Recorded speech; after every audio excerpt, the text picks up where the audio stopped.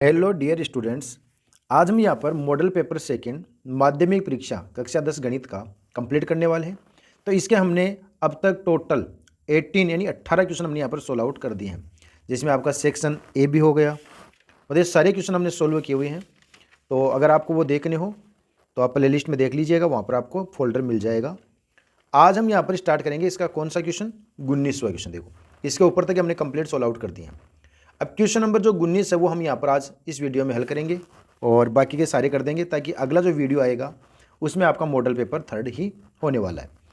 तो प्रश्न नंबर 19 है, सिद्ध कीजिए कि किसी बाह्य बिंदु से किसी वृत्त पर खींची गई स्पर्श रेखाओं के बीच का कोण स्पर्श बिंदुओं को मिलाने वाले रेखाखंड द्वारा केंद्र पर अंतरित कोण का संपूरक होता है।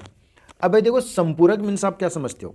ऐसे दो कोण जिनका जोड़ कितना हो, 180 डिग्री हो, उन्हें हम संपूरक कोण कहते हैं। जैसे मान लो कि एक कोण है 100 डिग्री का, एक कोण कितने डिग्री का है? 100 डिग्री का। तो इसमें हम कितना जोड़ें? 80।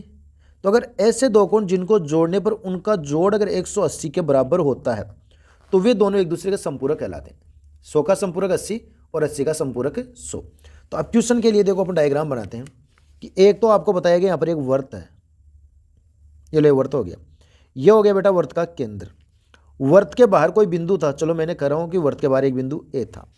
इस ए से वृत्त पर दो स्पर्शिकाएं खींची गई, क्योंकि बाहर अगर बिंदु है तो वहां से वृत्त पर सिर्फ दो ही स्पर्शिका खींची जा सकती है।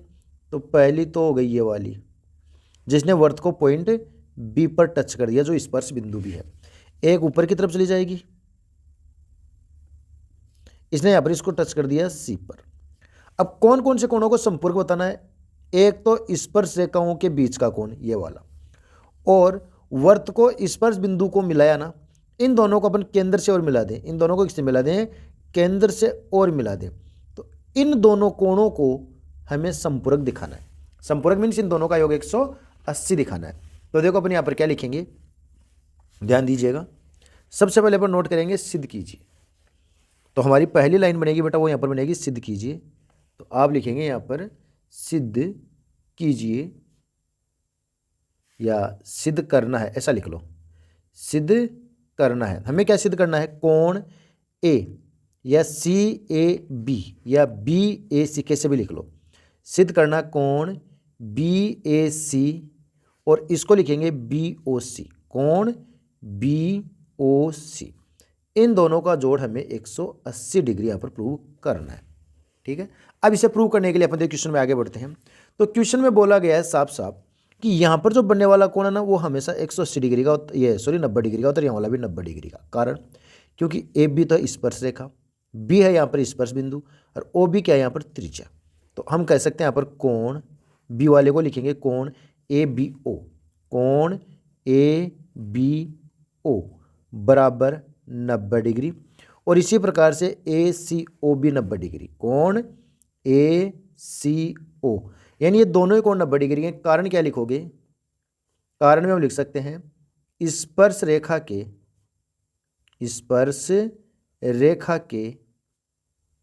स्पर्श बिंदु को, स्पर्श रेखा के स्पर्श बिंदु को, ठीक है, केंद्र से मिलाने वाला रेखाखंड, स्पर्श बिंदु को केंद्र से मिलाने वाला रेखाखंड, मिलाने वाला रेखाखंड कौन है? त्रिज्या। स्पर्श बिंदु को केंद्र से मिलाएंगे तो त्रिज्या बनेगी ना।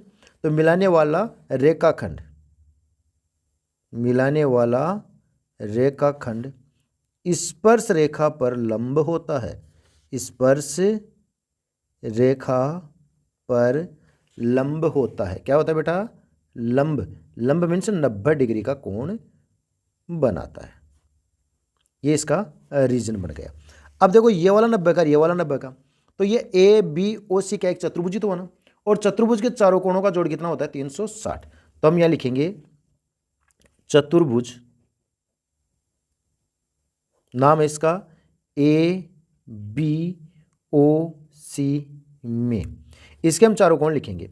पहले एक को लिख लेते हैं बी ए सी, कोण बी ए सी, एक कोण हो गया। अब हम सी को लिख लेते हैं ए सी ओ, कोण ए सी ओ। फिर ओ को लिख लेते हैं बी ओ सी, कोण बी ओ सी। अब बी को लिखेंगे तो ए बी ओ, कोण ए बी ओ। हमने इस चतुर्भुज के चारों कोण लिख दिए। चतुर्भुज के चारों कोणों का जोड़ हमेशा 360 डिग्री होता है। अब इसमें से देखो आप एक तो जानते हो ए बी ओ को और एक जानते हो ए सी ओ को। ए सी ओ और ए बी ओ, ये दोनों जो कोण है ना, इन दोनों का जोड़ आप देखिए बनाएंगे अपन, तो प्रत्येक कोण 90 डिग्री का, तो यहाँ भी 90 यहाँ भी 90, दोनों को जोड़ देंगे तो कितना हो जाएगा 180 हो जाएगा ना आराम से। तो यहाँ पर आप लिख सकते हो देखो बी ए सी, तो बी ए सी को तो हम जानते नहीं, तो ऐसा कैसा रहेगा, प्लस ए कोण ए सी ओ ना वो है 90 डिग्री का, और कोण बी ओ सी ऐसा कैसा जाएगा, और कोण ए बी ओ, ये देखो ये रहा ए बी ओ भी कितने डिग्री का 90 डिग्री का, तो यहाँ भी आ जाएगा 90 डिग्री बराबर कितना 360। 90 90 हो गया 180 बाहर निकाल दो तो क्या हो जाएगा माइनस हो जाएगा। तो यहाँ पर बचा कोण कौन सा, एक तो बच गया कोण बी ए सी और एक रह गया आपका कोण बी ओ सी, ये दोनों बच गए ना, और बराबर में कौन है 360। 90 90 180 माइनस हो जाएगा।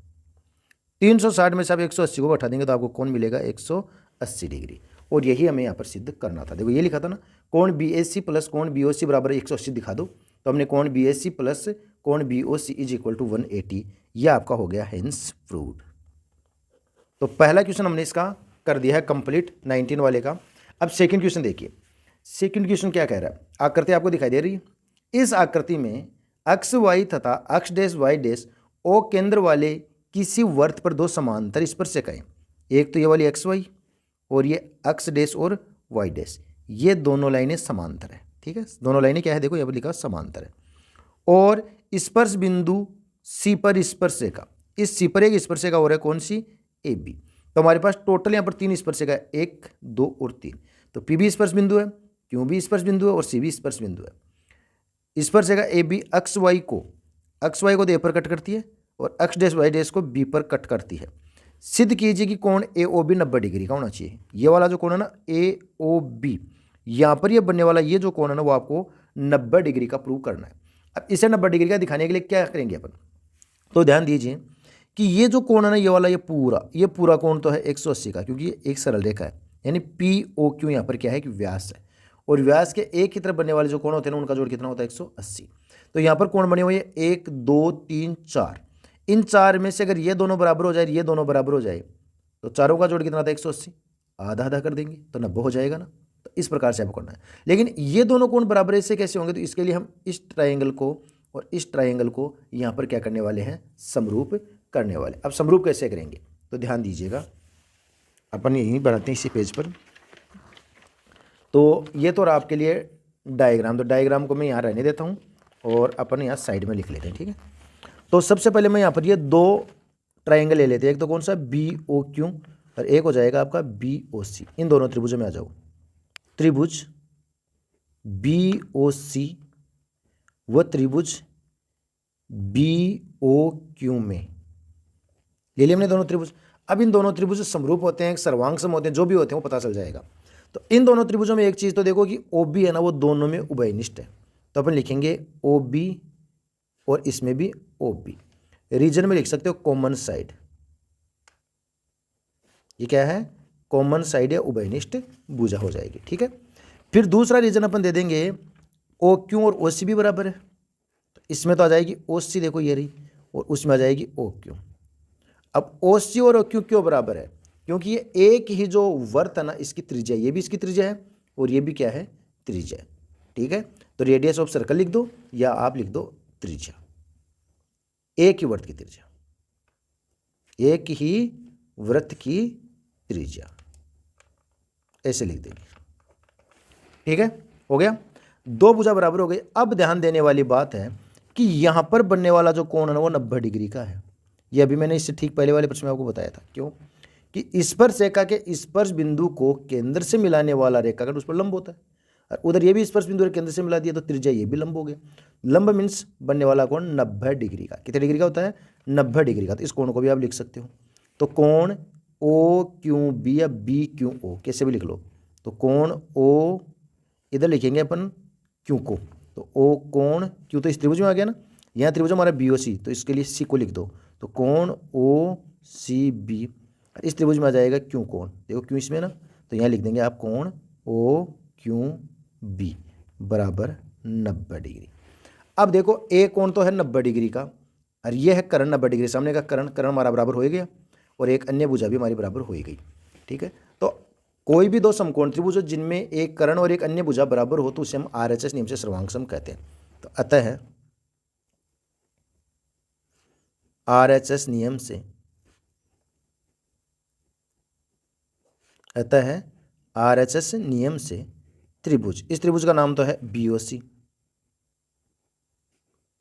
सर्वांग सम होगा। अब देखो BOC किसके सर्वांग सम होगा? BOQ के। तो यहां पर आ जाएगा आपका नाम BOQ। कौन सा नाम आ जाएगा? BOQ, right. अब अगर कोई भी दो त्रिभुज बेटा सर्वांग सम होते हैं, कोई भी दो त्रिभुज क्या होते हैं? सर्वांग सम होते हैं, तो उनके जो संगत कोण है ना वो भी समान हो जाते हैं। तो अब हमें संगत कोण चाहिए था O वाला, तो O वाले को आप लिख सकते हो। अतः कोण BOC 1 2 3, तो यहां से भी 1 2 3 लिखेंगे, कोण BOQ। इसे दे सकते हो आप समीकरण नंबर 1।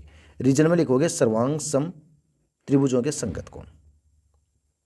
ठीक है, या CP भी लिख सकते हो, सर्वांग सम त्रिभुजों के संगत कोण। क्या है बेटा? ये सर्वांग सम त्रिभुजों के संगत कोण है। तो सर्वांग सम त्रिभुजों के यदि संगत कोण तो वो बराबर होते हैं। तो देखो हमने कौन कौन से कोण को बराबर कर दिया? BOC और BOQ। अगर इनको मैं यहाँ पर अक्स मान लेता हूँ, कितने का मान लेता हूँ? अक्स का। तो आपको देखो चित्र में समझने में बड़ी आसानी होगी। BOC को मैंने अक्स का कहा, तो BOC को भरो, देखो BOC ये वाला, ये अक्स का भरा गया।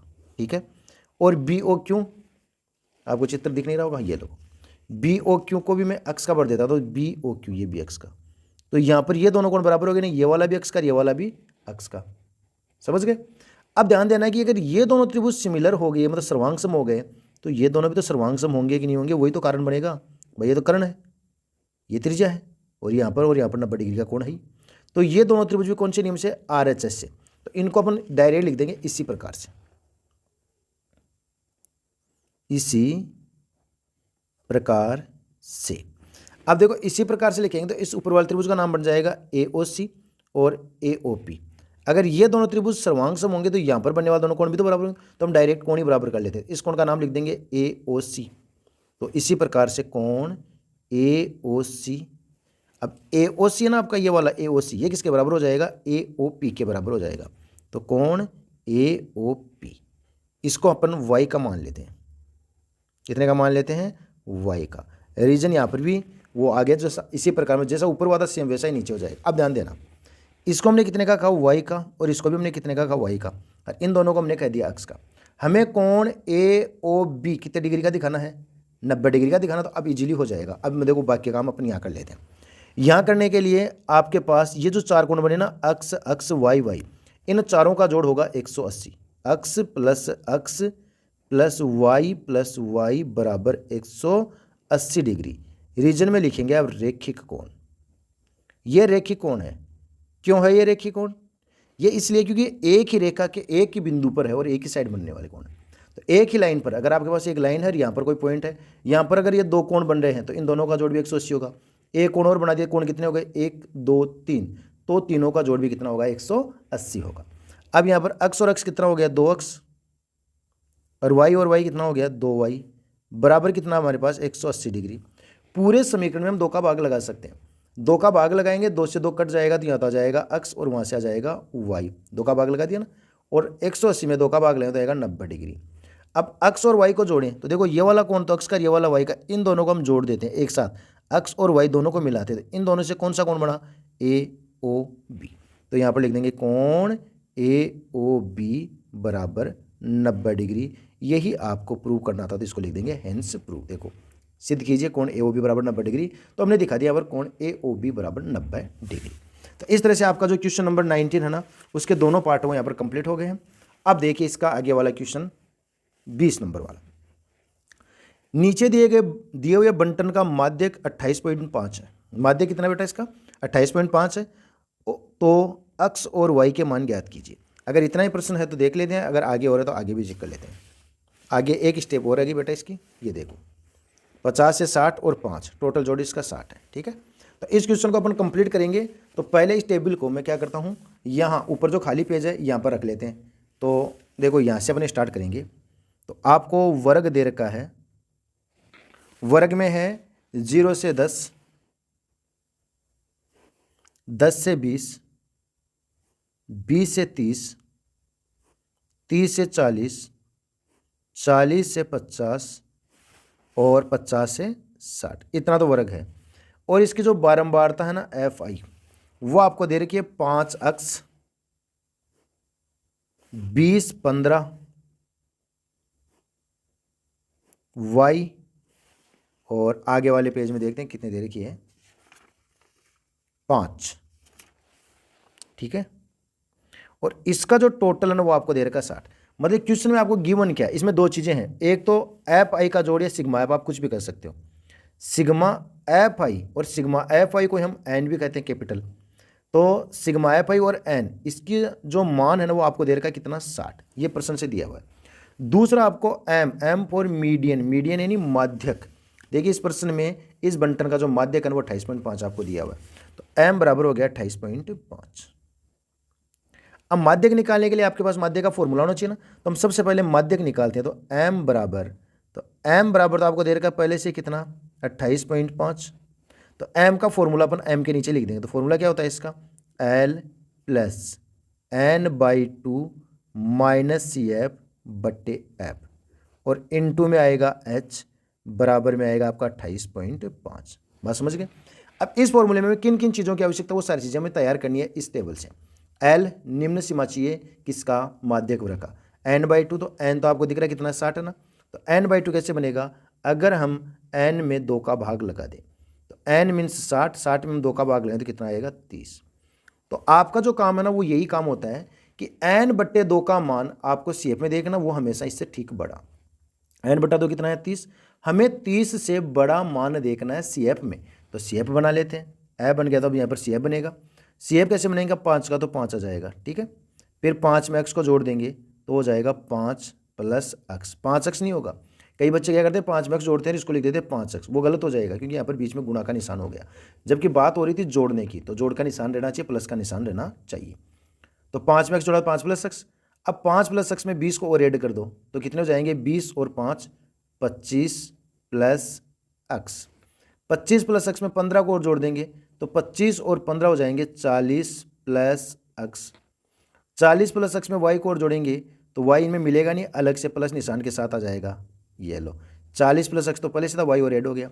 अब 5 को और ऐड कर देंगे ना तो ये हो जाएगा 45 प्लस x प्लस y।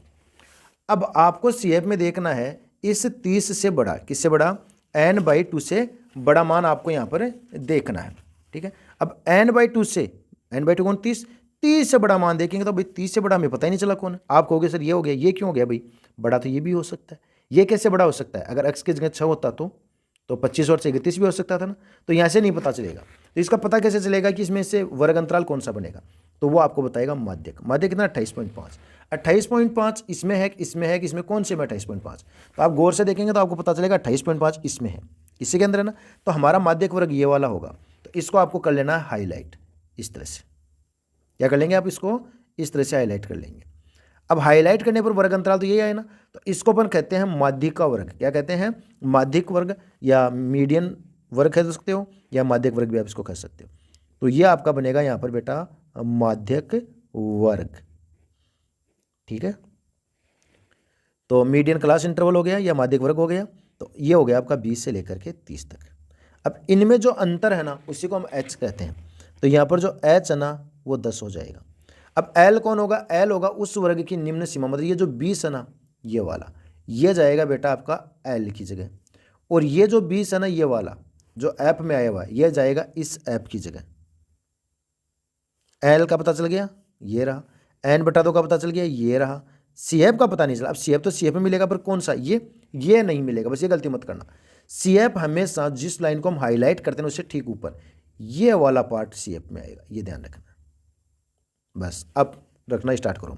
तो L की जगह हम कितना लिखेंगे, 20। तो L की जगह बेटा हमने 20 रख दिया, प्लस n/2, n/2 ये रहा। n/2 किसके बराबर, 30 के बराबर। तो यहाँ पर आप रख देंगे 30, माइनस सी एफ में है 5 प्लस एक्स, इसके पास दो पद है और बीच में यहाँ पर निशान माइनस का है। माइनस के बाद में जब कभी भी आपको दो पद एक साथ लिखने तो ब्रैकेट के साथ लिखें।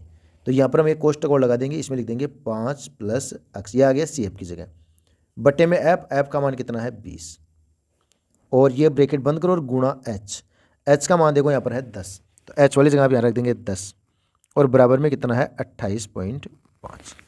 ठीक है, अब हम क्या करेंगे, ये जो 20 है ना यहाँ पर ये वाला, ये प्लस के साथ है, इसको बाहर निकाल देंगे, माइनस में चला जाएगा और इस ब्रैकेट को ओपन कर लेंगे। तो 20 को तो हम बाहर निकाल रहे हैं, 20 को बाहर निकाल रहे हैं, तो देखो अब हमारे पास कौन है, एक तो है 30, माइनस प्लस माइनस का 5 हो गया, माइनस प्लस माइनस का एक्स हो गया, और इसके बट्टे में कौन है 20। ठीक है, और इसके गुणा में कौन था 10, बराबर में कौन है 28.5 है ना पहले से ही। अब ये जो 20 है वो यहाँ पर प्लस का था, इसको हम बाहर निकालेंगे तो ये माइनस का 20 हो जाएगा, 20 या इसको कह सकते हो 20.0। अब ये जो 10 है ना वो इस 20 को काट देगा कितने बार में, 2 बार में, भाई 10 दूनी 20, 30 में से 5 कम हो गए तो ऊपर कितने बचे 25, माइनस का एक्स और बट्टे में 2, बराबर में 28.5 में से आप 20 को घटा देंगे ना तो 8.5 मिलेगा, और इसके बट्टे में कौन है 1। अब ये होगा क्रॉस मल्टीप्लाई, यानी ये वाला तो गुणा होगा इससे, ये वाला गुणा होगा इससे, 2 को हम 8.5 से गुणा कर सकते हैं, 2 गुणा 8.5 बराबर 1 को 25 माइनस एक्स से गुणा करेंगे तो 25 माइनस एक्स ही आएगा। अब देखो 5 दूनी 10, 10 की जीरो हासिल की होगी 1, 8 दूनी 16 और 1 17, एक अंक के पहले पॉइंट, तो ये जो 17.0 इसको हम 17 भी लिख सकते हैं, बराबर है 25 माइनस एक्स। इस एक्स को वहाँ से उठाएंगे इधर लाएंगे तो माइनस का एक्स इधर आएगा तो क्या हो जाएगा प्लस का एक्स, बराबर में कितने हैं 25, और ये जो 17 प्लस का था बाहर निकाल दो किसका हो जाएगा माइनस का। तो एक्स बराबर कितना हो गया, 25 में से 17 कम हो जाएगा तो 8। एक्स की जो वैल्यू है ना बेटा आपको कितनी मिली यहाँ पर 8, एक्स का तो पता चल गया, लेकिन अभी हमें वाई का पता और लगाना है। वाई का कैसे पता लगेगा, एन से। देखो आपको एन कितना दे रखा था 60, एन कितना दे रखा था, ये देखो एन मीन 60। अब एन कैसे तैयार होगा, इस ऐप को जोड़ेंगे, वो जोड़ तो था प्रश्नकार, यहाँ से हम भी जोड़ेंगे ना, तो देखो जोड़ते हैं, 5 में एक्स जोड़ेंगे तो 5 प्लस एक्स, फिर 20 को जोड़ेंगे तो 25 प्लस एक्स, फिर 15 को जोड़ेंगे तो 40 प्लस एक्स, फिर वाई को जोड़ेंगे तो 40 प्लस एक्स प्लस वाई, और 5 जोड़ेंगे तो 45 प्लस एक्स प्लस वाई, यानी इसका जोड़ होगा 45 प्लस एक्स प्लस वाई। तो हमें प्रश्न में दे रखा था एन या सिग्मा एफ भी कह सकते हो आप इसको, ठीक है, एन और सिग्मा एफ प्रश्न में दे रखा था 60, लेकिन जब हमने इसको जोड़ा एन को या एफ को तो जोड़ कितना है 45 प्लस एक्स प्लस वाई, तो इसकी जगह आप लिख सकते हो 45 प्लस एक्स प्लस वाई, और ये भी 60 के बराबर है। इसमें आप देखो एक्स को जानते हो तो एक्स की वैल्यू अपन यहाँ पर कितने रख देंगे 8, तो ये हो जाएगा 45 प्लस 8 प्लस वाई और बराबर 60। 45 और 8 जुड़ करके हो जाएंगे 53, 53 प्लस वाई बराबर भी कितने हो जाएंगे 60। ठीक है, 53 को बाहर निकाल दो तो प्लस का माइनस हो जाएगा, तो वाई बराबर हो जाएगा 60 माइनस 53, 60 में से 53 को कम कर दो, 60 में से 53 गए तो कितने आ गए 7। तो ये बेटा हमारा क्वेश्चन कंप्लीट हो गया, एक्स की वैल्यू 8 आएगी और वाई की वैल्यू यहाँ पर कितनी आ जाएगी 7 आ जाएगी। तो ये 20वें का फर्स्ट क्वेश्चन हमारा कंप्लीट हो गया, जो 4 नंबर का क्वेश्चन है सेक्शन डी का। अब हम देखते हैं इसका सेकंड क्वेश्चन, अथवा के साथ एक क्वेश्चन और मिलेगा भी आपको। तो अथवा वाला क्वेश्चन देखो ये रहा, यहाँ क्या कह रहा है कि एक जीवन बीमा एजेंट 100 पॉलिसी धारकों की आयु के बंटन के निम्नलिखित आंकड़े ज्ञात करता है। माध्यक, यानी यहाँ पर भी माध्यक ही निकालना है, माध्यक आयु परिकलित कीजिए। यदि पॉलिसी केवल उन्हीं व्यक्तियों को दी जाती है जिनकी आयु 18 वर्ष या उससे अधिक हो परंतु 60 वर्ष से कम हो। ठीक है, तो 18 से अपन स्टार्ट कर सकते हैं। तो देखो यहाँ पर दे रखा है 20 से कम, अब 20 से कम है, 20 से कम कहाँ तक जा सकते हो आप 18 तक ही तो जा सकते हो। तो ये जो टेबल का ये जो क्रम है ना वो सही नहीं है, से कम प्रकार का सीएफ है, और से कम प्रकार का जब सीएफ होता है तो वहाँ पर जो पॉलिसी धारकों की जो संख्या नहीं है वाली, ये ऐप नहीं है बेटा, ये क्या है, ये सीएफ है, इसको हम सीएफ कहते हैं, ये संचय बारंबारता है। तो एक आपको ऐप बनाना पड़ेगा। ठीक है, तो ऐप बनाने के लिए अपन क्या करेंगे, सेम जैसा अभी आपने थोड़ी देर पहले किया था उसी प्रकार से हम यहाँ पर काम करेंगे। तो देखो टेबल आपको दोबारा से तैयार करनी पड़ेगी। आयु तो मैं यहाँ बना देता हूँ, इस जगह बन जाएगी 20 से कम, 20 से कम पॉलिसी दी जाती है 18 वर्ष या उससे अधिक, तो 18 से 20 का बन जाएगा पहला अंतराल। पहला कितने का बन जाएगा आपका 18 से 20 का। फिर सब में देखो अंतर 5-5 का चल रहा है, तो ये तो हो गया 18 से 20। अब यहाँ पर क्या लिखेंगे 20 से 25, 25 से 30, 30 से 35, 35 से ऐसे, तो 20 से 25 का हो जाएगा सेकंड, फिर 25 से 30 का चला जाएगा आपका। तो इसी क्रम से आप इनको बनाते हुए चलेंगे, कहाँ तक जाएगा, लास्ट 60 तक चला जाएगा। ये बनेगा 30 से 35, 35 से 40, 40 से 45, 45 से 50, 50 से 55 और 55 से 60। बन गया वर्ग अंतराल। अब यहाँ पर ये जो दे रखा ना आपको, ये जो नंबर है वो सी एफ के है। तो एक तो एफ का कॉलम तो यहाँ आएगा और सी एफ का कॉलम यहाँ आएगा। तो आपको सी एफ दे रखा, तो सी एफ बढ़ लो पहले। 2, 6, 24, 45, 78, 89, 92, 98 और 100। अब ऐप की जरूरत पड़ेगी। ऐप कैसे बनेगा, अगर सी एफ दिया होता तो ऐप कैसे बनेगा, तो ऐप से सी एफ बनते हैं, इसको इधर लिखते हैं जोड़ जोड़ के। तो यहाँ पर 2 तो यहाँ 2 ही आएगा, ठीक है। अब इसमें बनाना क्या, 2 का 2 आ गया ना। यहाँ क्या होगा, इन दोनों को जोड़ने पर ये बनना चाहिए था, ये तो नहीं भाई, इन दोनों को अपन जोड़ते रहिए बन जाता। तो अब दूसरा तरीका है कि 2 से तो 2 आ गया, अब 2 को इस 6 में से कम कर दो। तो 2 में से 6 को कम करेंगे या 6 में से 2 को, तो 6 में से 2, 6 में से 2 कम कर दो, कितने आ गए, 4। अब देख लो, 2 का 2 2 में 4 जोड़े तो 6 हो गए। 6 में कितने जोड़े कि 24 हो जाए, या दूसरा तरीका है 24 में से 6 घटा दो तो 18। ये लो, समझ रहे हो, 2 का 2 में 4 जोड़े 6, 6 में 18 जोड़े 24। अब 24 में कितने जोड़े कि 45 हो जाए, या 24 में से 45 को घटा दो। तो 5 में से 4 गया तो 1 और 2 में से 2 गया 21, तो यहाँ जाएगा 21। फिर 78 में से 45 को घटा दो, तो 8 में से 5 गया 3 और 7 में से 4 गए तो भी 3, यानी 3 और 3 33। फिर 89 में से 78 को घटा दो, 9 में से 8 गया तो 1 और 8 में से 7 गया तो भी 1। फिर 92 में से 89 को घटा दो 3, फिर 98 में से 92 को घटा दो 6 और 100 में से 98 को घटा दो 2। ये बन गया आपका ऐप। अब हमें यहाँ निकालना है इसका माध्यक। अब माध्यक निकालने के लिए सबसे पहले n बटा दो, तो इसका जो जोड़ है ना वो आएगा 100। तो इसी को हम कहते हैं, ऐप को ही हम n कहते हैं जोड़ में, सिग्मा ऐप को n कहते हैं। तो n बटा दो, n किस जगह कौन आएगा 100, 100 में आप लगाएंगे 2 का भाग तो कितना आएगा 50। अब नियम के अकॉर्डिंग आपको 50 से बड़ी संख्या सी एफ में देखनी है। इससे बड़ी संख्या देखनी है, 50 से बड़ी संख्या आपको कहाँ देखनी है बेटा, सी एफ में। तो 50 से ठीक बड़ी जो संख्या है ना वो आप चेक करेंगे तो आपको 78 मिलेगा। 78 मिलेगा तो आपको क्या करना है, इस 78 को हाईलाइट कर देना है। किसको करना है, 78 को। देखो इससे ठीक बड़ा, और तो सब छोटे थे, ये बड़ा हो गया, आगे तो बड़े जाएंगे लेकिन ठीक बड़े की बात चली थी। तो 78 वाले पार्ट को आप करेंगे यहाँ पर हाईलाइट इस तरह से, जैसा हमने इससे ठीक पहले वाले प्रश्न में किया था। अब ये जो 35 है ना, ये तो जाएगा एल की जगह, ऐप में जाएगा ये 33, और सी एफ हमेशा इस हाईलाइट की भी लाइन से ऊपर होता है। इस सी एफ तो सी एफ में मिलेगा पर ऊपर, ये होगा सी एफ।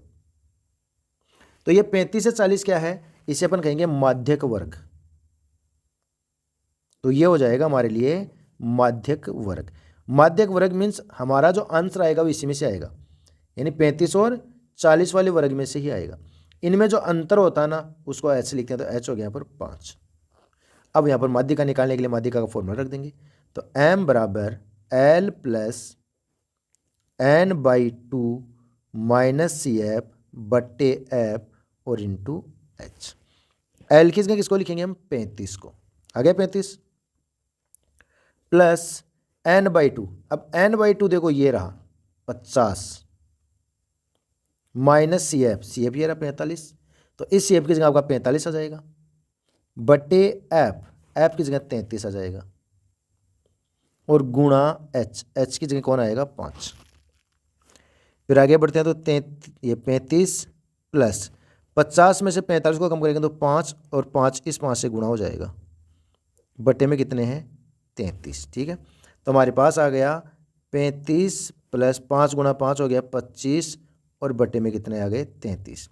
अब आपके पास दो तरीके हैं, या तो इसका लघुत्तम ले लो, लघुत्तम लेंगे तो आपको 33 को 35 से गुणा करना पड़ेगा।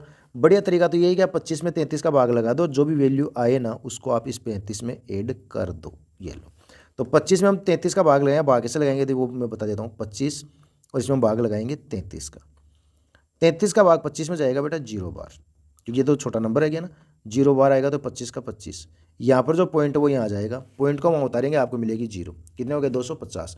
250 में आप 33 का भाग लगाओगे ना तो 8 3 24, 8 बार से 7 3 21, 7 बार चला जाएगा। कितने बार चला जाएगा 7 बार। तो 7 का पड़ा बोलेंगे 7 21, 2 7 21 और 2 23, यानी 231। घटाएंगे तो आ गए 19, फिर 1 0 मिल जाएगी 190। 190 में 36 18 36 18, 6 बार तो नहीं जाएगा लेकिन 5 बार चला जाएगा। ये लो 5 बार लिखेंगे तो 5 × 15 और 1 16, ये हो गया।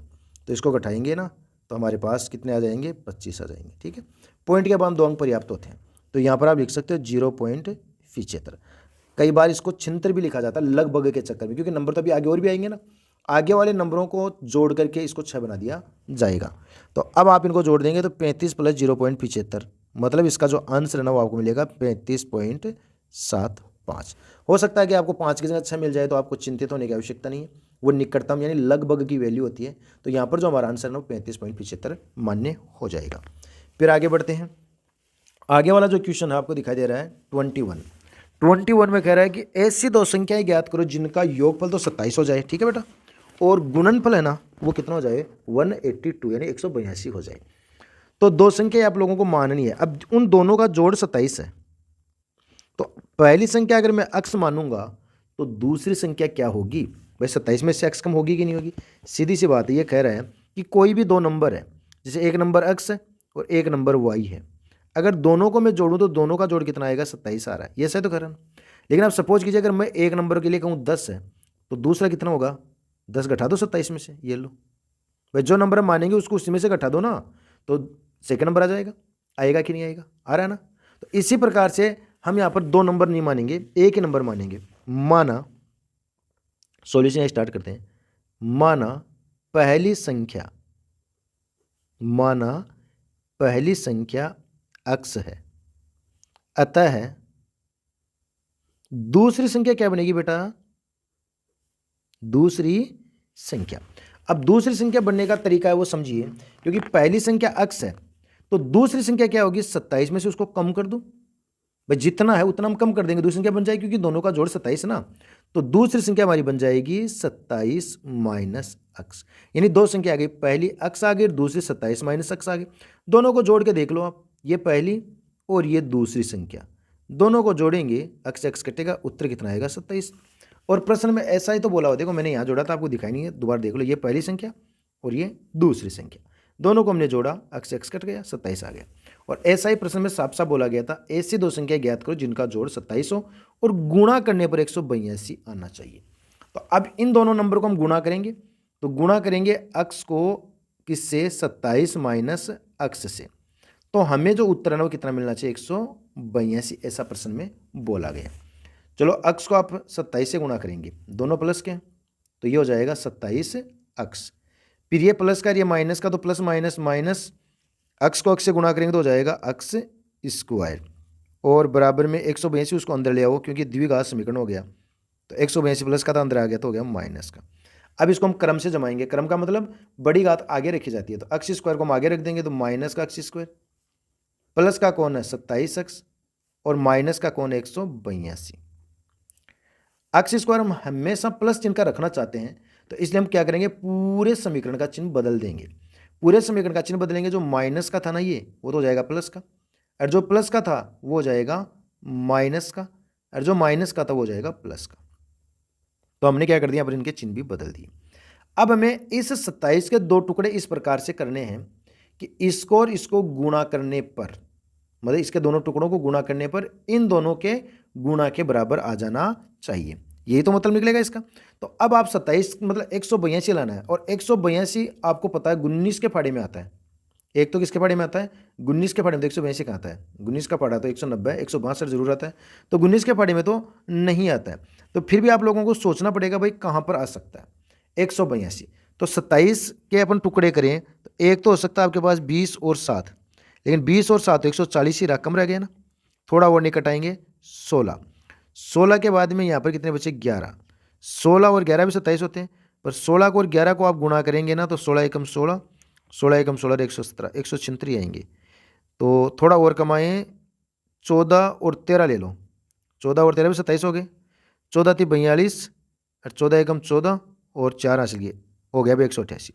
तो इस माइनस के 27 अक्स की जगह हम लिखेंगे माइनस का 14 अक्स और माइनस का 13 अक्स, हो जाएगा ना। तो ये इसके टुकड़े हो गए, अक्स स्क्वायर माइनस के हो जाएंगे 14 अक्स और माइनस के हो जाएंगे 13 अक्स, मिलान कर लो, ये भी 27 अक्स था और ये दोनों मिलकर के भी 27 अक्स है, और प्लस का हो जाएगा 182 और बराबर में कौन है 0। पहले आप इन दो में से और बाद में आप इन दो में से कॉमन निकालेंगे। इन दोनों में से अपन कॉमन निकालते हैं, एक्स स्क्वायर माइनस 14 एक्स में से अपन क्या करेंगे, कॉमन निकालेंगे। दोनों के पास कॉमन कौन है, एक्स। एक्स हमारा कॉमन चला गया, प्लस और प्लस प्लस हो गया, एक एक्स कट गया तो यहाँ पर बच गया x, plus minus minus x cut गया, बचे कौन, 14 बच गया ना। फिर माइनस, यहाँ से हमें 13 को ही कॉमन निकालना पड़ेगा, क्यों, क्योंकि एक्स को ही बचाना था। देखो माइनस माइनस प्लस, 13 से 13 कट गया, बच गया एक्स। फिर माइनस प्लस माइनस, 13 का भाग लगाएंगे तो 13 का भाग 18 में तो जाएगा एक बार, बचेंगे 5, 5 और 2 52, 52 13 के फाड़े में आता है 4 बार में, 13 चौक 52। ये दोनों ब्रैकेट सेम बनने चाहिए जो कि बन चुके हैं, तो इसको कॉमन निकाल लो। तो हमने x माइनस 14 को ऐसे कॉमन निकाल लिया, तो पीछे कौन बच गया, x minus 13 is equal to 0। गुणनखंड में दोनों ब्रैकेटों को हम बारी बारी से हल करेंगे तो एक 0 के बराबर रखा जाएगा, तो हम लिखेंगे या x माइनस 14 बराबर 0, तो x बराबर 14, एक आंसर तो ये आया। या दूसरा ब्रैकेट हमारा x माइनस 13, तो x माइनस 13 बराबर 0, तो x बराबर 13। ठीक है, अब हमारे दोनों नंबर कौन थे, एक नंबर तो हमारा x था, दूसरा नंबर कौन सा था, 27 माइनस x। तो पहला नंबर 14 आ गया, तो अपन लिखेंगे अतः पहली संख्या बराबर 14। पहली संख्या 14 होगी ना, तो दूसरी संख्या,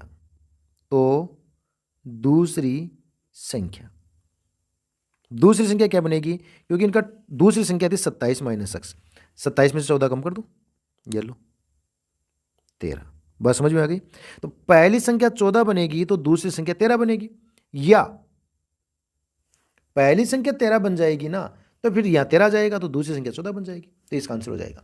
तो आपसे पूछा था ऐसी दो संख्या ज्ञात करो जिनका योग 27, हमने बता दिया ऐसी दो संख्या 13 और 14 है, जिनका योग तो 27 है और गुणा 182 है। ठीक है, कंप्लीट हो। अब इसका अगला क्वेश्चन देखिए, ये कह रहा है एक कुटीर उद्योग एक दिन में कुछ बर्तनों का निर्माण करता है। एक विशेष दिन यह देखा गया कि प्रत्येक नग का निर्माण लागत रुपयों में उस दिन निर्माण किए गए बर्तनों की संख्या के दुगने से 3 अधिक थी।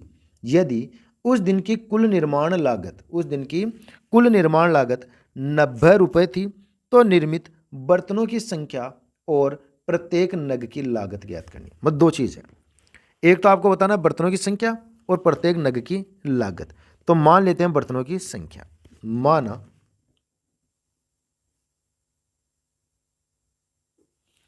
एक दिन में बने बर्तनों की संख्या, माना एक दिन में बने बर्तनों की संख्या,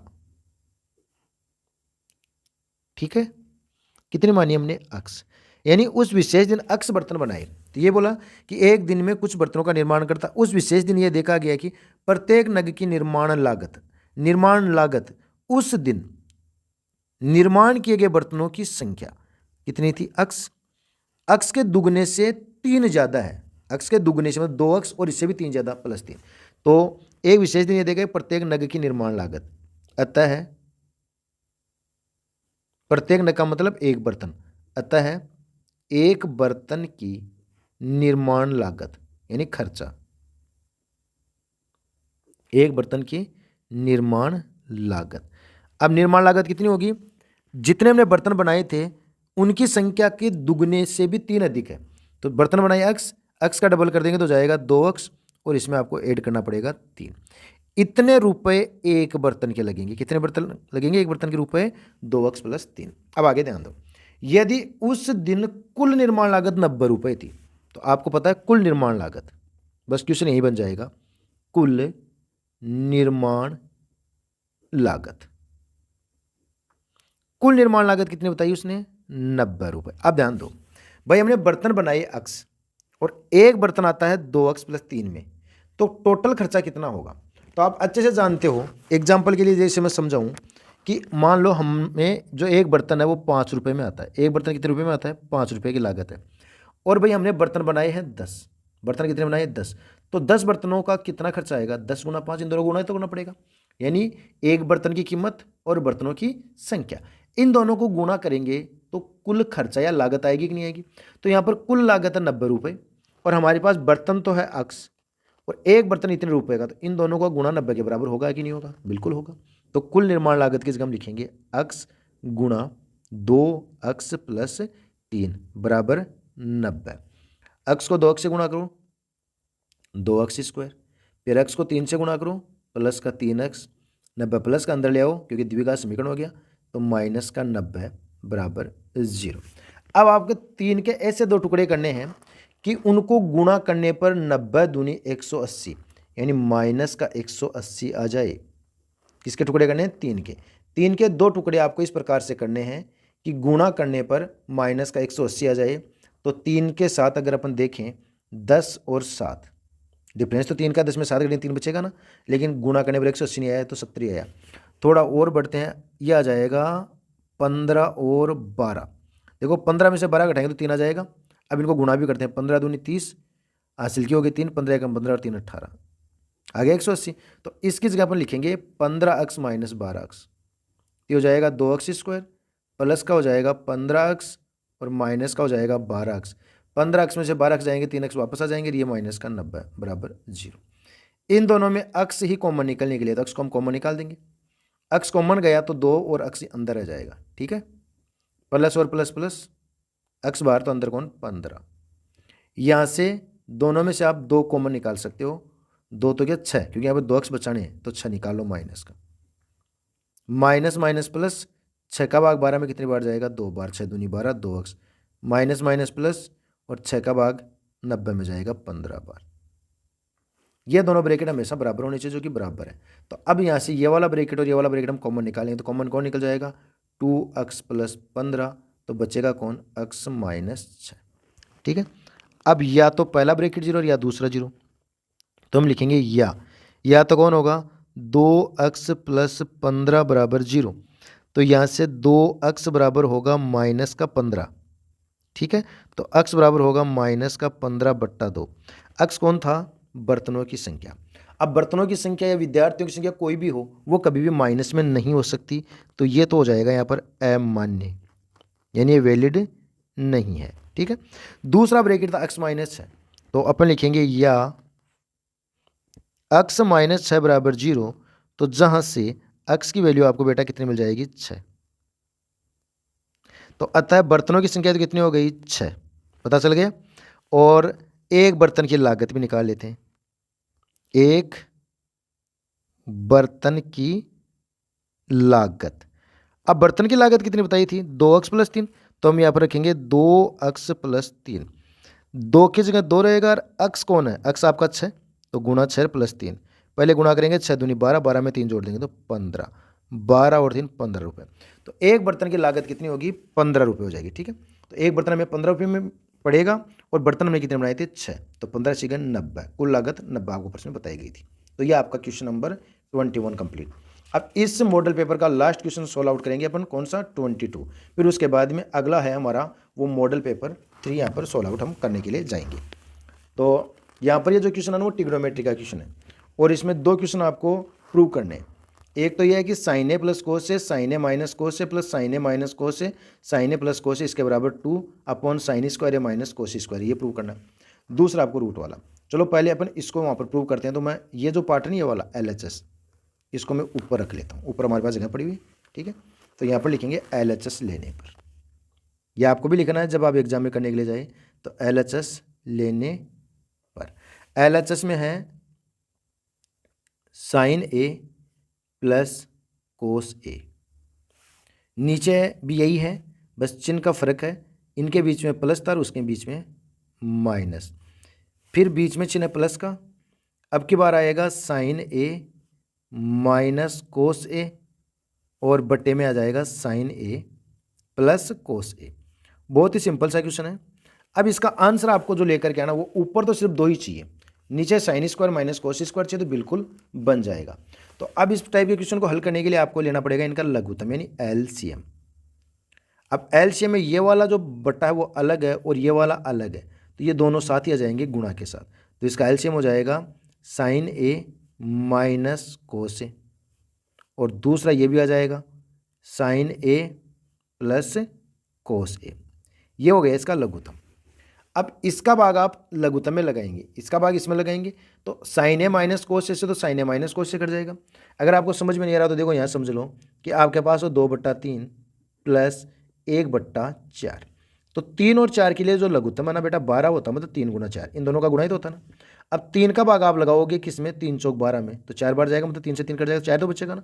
वही काम यहाँ कर रहा हूँ कि इससे आपका ये वाला पार्ट तो कट हो जाएगा, ये वाला पार्ट तो क्या हो जाएगा, कट हो जाएगा। तो बचेगा कौन, साइन ए प्लस कोस से। अब साइन ए प्लस कोस से इस साइन ए प्लस कोस से गुणा होगा, दोनों सेम ही तो है। और जब सेम चीज़ों को अपन गुणा करते हैं तो उनका हो जाता है क्या, होल स्क्वायर। ऐसे प्लस की जगह प्लस आ गया, इसका भाग नीचे लगाए तो इससे ये कट जाएगा, तो बच्चा कौन, ये वाला। अब ये किससे गुणा होगा, इससे। ये दोनों भी तो सेम ही है, सेम है, तो इनका भी यहाँ पर क्या हो जाएगा, होल स्क्वायर हो जाएगा। तो साइन ए माइनस कोस ए का होल स्क्वायर। ठीक है, अब अपन इसको होल स्क्वायर को ओपन करेंगे, बट्टे में भी हल कर लेंगे। तो साइन ए प्लस कोस ए का होल स्क्वायर यानी ए प्लस बी का होल स्क्वायर। ए स्क्वायर मीन्स साइन स्क्वायर है, प्लस बी स्क्वायर मतलब कोस स्क्वायर है, और फिर आएगा प्लस का 2ab यानी 2 साइन ए कोस ए। कौन आ जाएगा, 2 साइन ए कोस ए यहाँ पर आ जाएगा। ठीक है, अब यहाँ पर है a माइनस बी का होल स्क्वायर, तो a का स्क्वायर होगा मतलब साइन स्क्वायर है, प्लस b का स्क्वायर होगा मतलब कोस स्क्वायर है, फिर आएगा माइनस का 2ab, तो माइनस का 2a, a मीन्स साइन और b मीन्स कोस। ऐसे अब ये देखो प्लस का 2 साइन ए कोस है और ये है माइनस, ये दोनों यहाँ पर कैंसिल हो गए।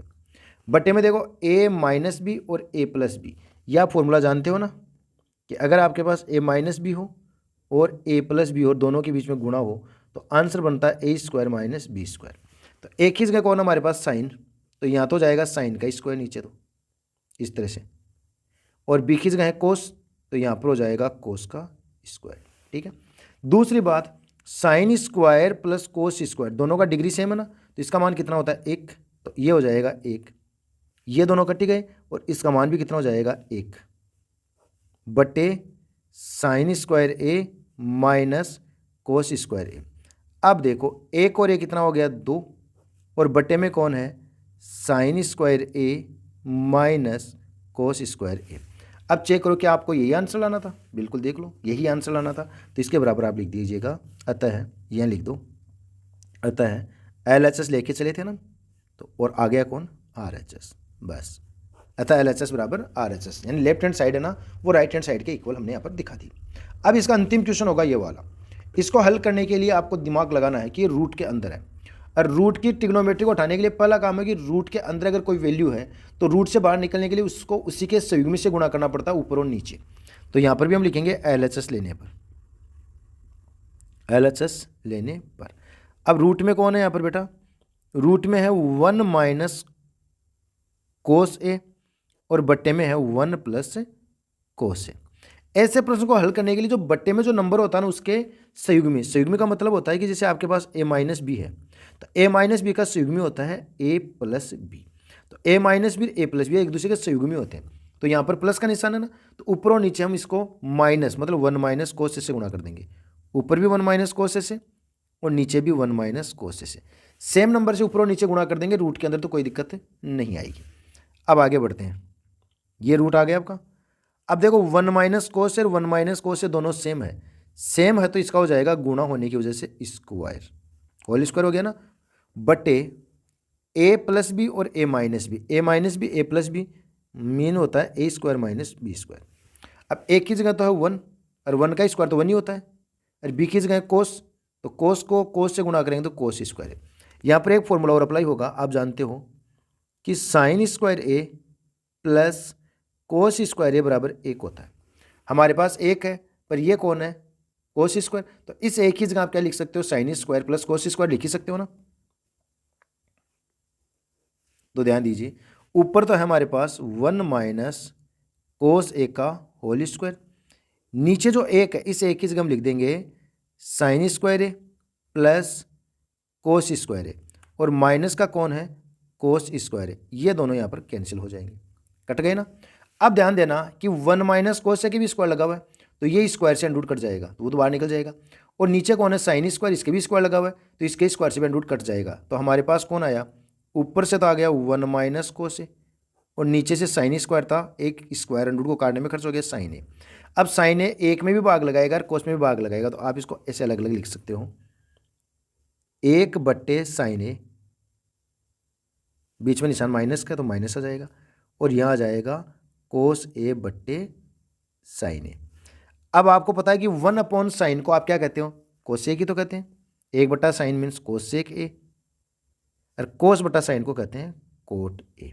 मिलान करो, cosec minus cot, cosec minus cot, आ गया आंसर। तो यहाँ लिख देंगे अतः LHS बराबर RHS। तो हमारा ये मॉडल पेपर सेकंड हमने कंप्लीट कर दिया, जिसमें 4 वीडियो हमें बनाने पड़े, लेकिन हमारा कंप्लीट हो गया। अब इसके बाद में हम इसका जो मॉडल पेपर थर्ड है ना वो कंप्लीट करने वाले हैं। तो आपको सारे क्वेश्चन अच्छे समझ में आ रहे हो तो वीडियो को लाइक और शेयर जरूर करना। बेटा कोई भी प्रकार का डाउट आ रहा हो ना, कोई बात समझ में नहीं आ रही हो, तो आप कमेंट करके ज़रूर बता दीजिएगा, आपका डाउट दूर कर दिया जाएगा।